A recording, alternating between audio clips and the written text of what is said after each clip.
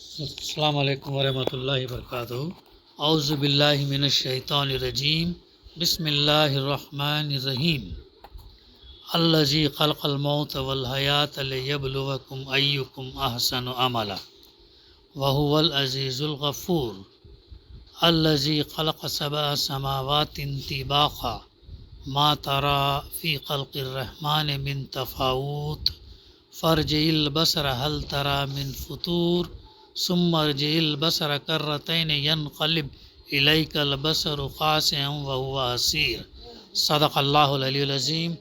رب اشرح لی صدری ویسر لی امری واحلل عقدۃ من لسانی یفقہوا قولی، ربی زدنی علما۔ جس نے موت اور زندگی کو ایجاد کیا تاکہ تم لوگوں کو آزما کر دیکھے تم میں سے کون بہتر عمل کرنے والا ہے، اور وہ زبردست بھی ہے اور درگزر فرمانے والا بھی۔ جس نے طے بر طے 7 آسمان بنائے، تم رحمان کی تخلیق میں کسی قسم کی بے ربطی نہ پاؤ گے۔ پھر پلٹ کر دیکھو کہیں تمہیں کوئی خلل نظر آتا ہے۔ بار بار نگاہ دوڑاؤ، تمہاری نگاہ تھک کر نامراد پلٹ آئے گی۔ سورہ الملک کی آیت نمبر 2 سے آیت نمبر 4 تک کی تلاوت اور اس کی ترجمانی ابھی ہم نے سماعت کی۔ گزشتہ سے سورت کی تفسیر کا سلسلہ الحمدللہ جاری ہے۔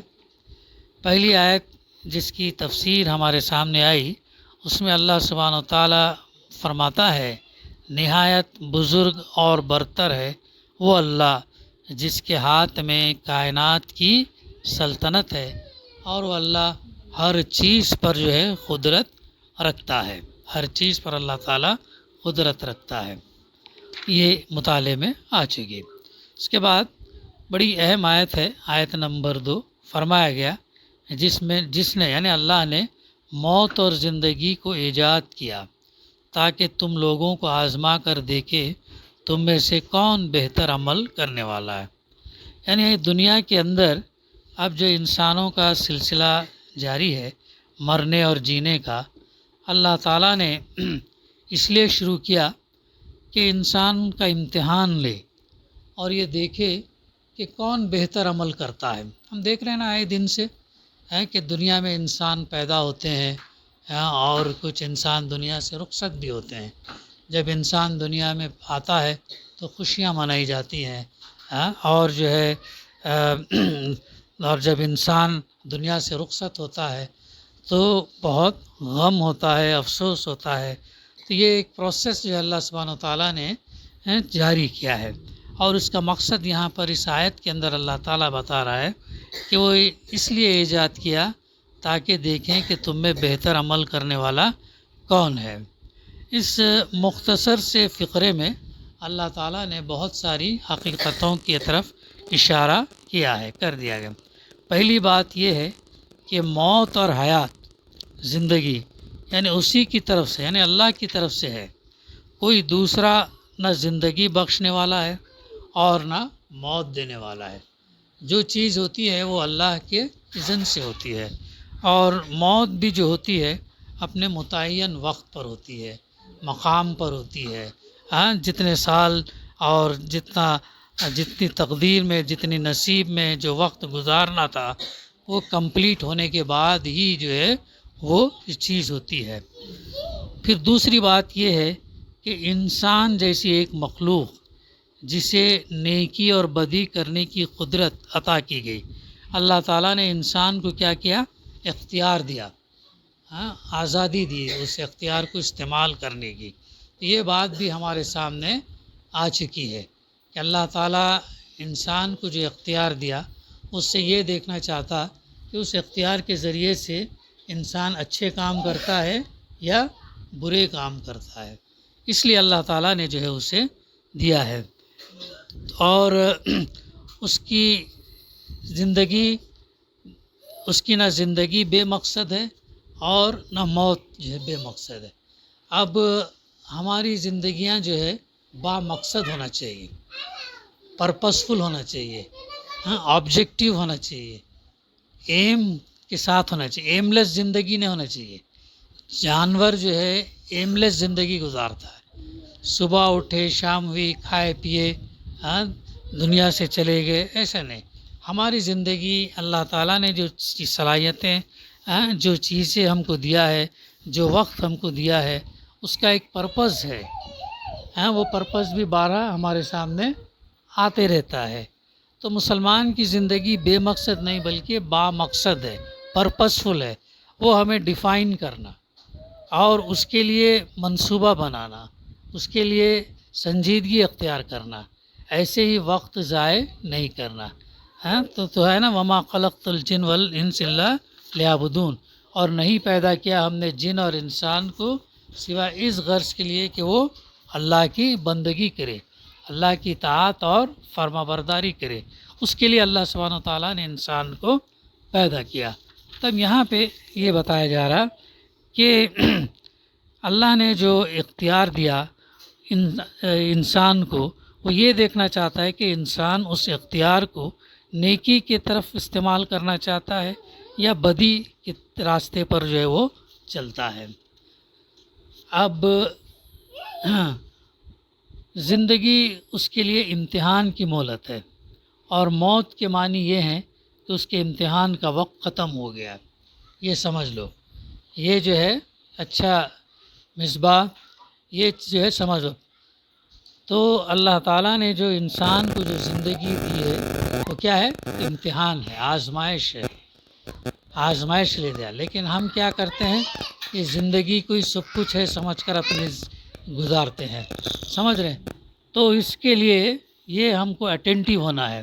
اور ہمارے جو دو بڑے دشمن ہیں، ایک تو ہے شیطان اور دوسرا ہمارا نفس ہے۔ شیطان تو چاہتا ہی ہے کہ انسان جو ہے راہ راست سے ہٹے، انسان جو ہے دوسرے چیزوں میں مشغول ہو، اسے جو ہے اپنے مقصد سے اسے ہٹانے کا کام وہ مستقل کرتا۔ تو جس طریقے سے ایک طالب علم امتحان دیتا ہے 3 گھنٹے کا یا 2 گھنٹے کا جو بھی وقت رہے، تو اسی طریقے سے ہماری زندگی بھی امتحان ہے، اور ہر دن ہمارے لیے کیا ہے؟ امتحان کا ایک پرچہ ہے۔ اور ہر دن جو ہم یہ کرتے ہیں گزارتے ہیں، اس کا ہمیں انالیسس کرنا چاہیے، اس کا ہمیں جائزہ لینا چاہیے۔ آیا یہ میرا دن آج کا اللہ کے بتائے ہوئے راستے پر گزرا ہے یا اس کے خلاف گزرا ہے؟ یہ ہمارا انالیسس ڈیلی ہونا چاہیے۔ سونے سے پہلے تھوڑا سا جائزہ لینا چاہیے۔ اگر اس کے مطابق گزرا ہے ویل اینڈ گڈ، اگر نہیں تو پھر اللہ سے توبہ استغفار اور دوبارہ ایسا یہ نہیں کر کے وہ گزرنا۔ تو یہ چیز کا جو ہمیں تو زندگی بھر رہے گا، ایسا نہیں ہے کہ تھوڑے سال ہے اس کے بعد نہیں رہیں گا، ایسا نہیں، موت تک یہ چلتا رہے گا سلسلہ، موت تک جو ہے نا یہ سلسلہ امتحان کا چلتا رہے گا۔ اور موت تک اللہ سبحانہ و تعالیٰ جو ہے وہ انسان کو جو مہلت دی ہے، اور اگر وہ اس کے راہ راست پر آ جاتا ہے، معافی مانگتا ہے، تو اللہ تعالیٰ معاف کرنے والا بھی ہے۔ تو اس کا ایک مفہوم یہ بھی ہے۔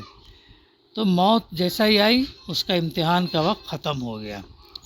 تیسرا مفہوم اس کا یہ ہے کہ اسی امتحان کی غرض سے اللہ نے ہر ایک کو عمل کا موقع دیا ہے، تاکہ وہ دنیا میں کام کر کے اپنی اچھائی یا برائی کا اظہار کر سکے اور عملاً یہ دکھا دے کہ وہ کیسا انسان ہے۔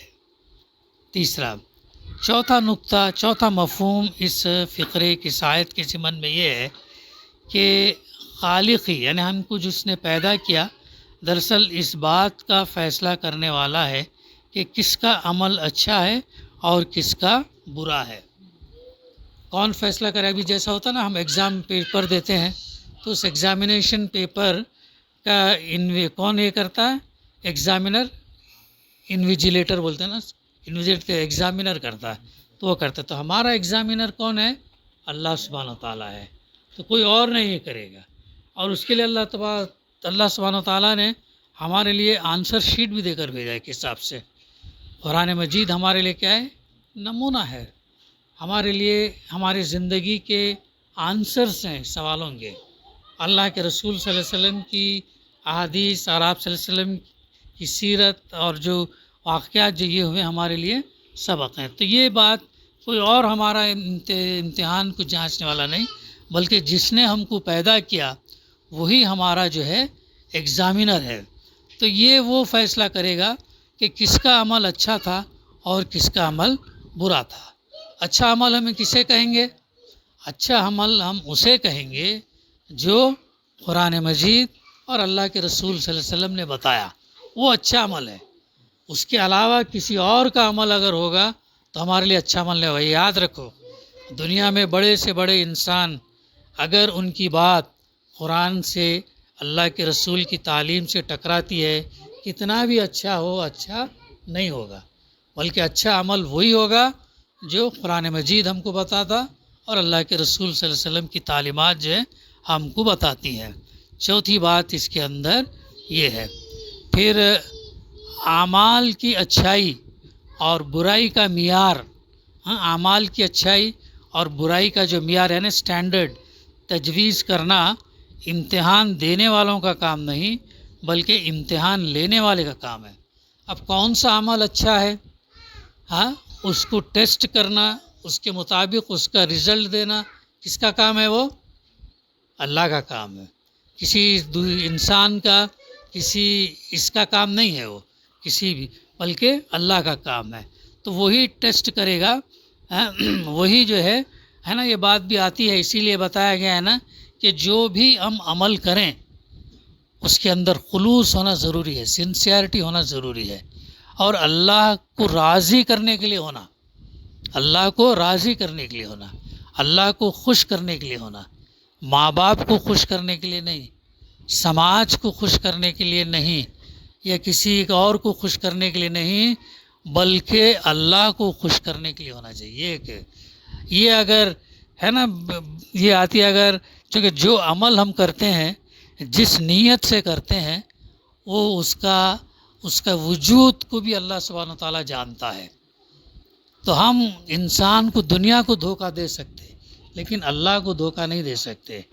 خدا نہ خواستہ ایسا نہ ہو کہ اگر ہم عمل کریں، نام نمود کے لیے ہم عمل کریں، شہرت کے لیے کریں، اور جو ہے دکھاوے کے لیے ہم نے کچھ نیک کام کیے، تو پھر وہ دکھاوا، جو نام نمود، جو شہرت اللہ تعالیٰ دنیا میں ہی دے دیتا، پھر آخرت میں اس کا یہ نہیں رہتا۔ تو یہ چیز بہت امپورٹنٹ ہے، بہت امپورٹنٹ ہے، ورنہ ایسا نہ ہو کہ ہم جو عمل تو سمجھ رہے ہیں دنیا میں اچھے ہیں، لیکن قیامت کے دن جب اٹھائے جائیں تو پھر اس حدیث کی روشنی میں نہ ہو کہ جس میں اللہ کے رسول صلی اللہ علیہ وسلم نے فرمایا کہ شہید، سقی اور عالم، یہ تینوں کا اللہ تعالیٰ جو ہے اتنا ہونے کے باوجود بھی ان کو کہاں ڈھکلے گا؟ جہنم میں ڈال دے گا۔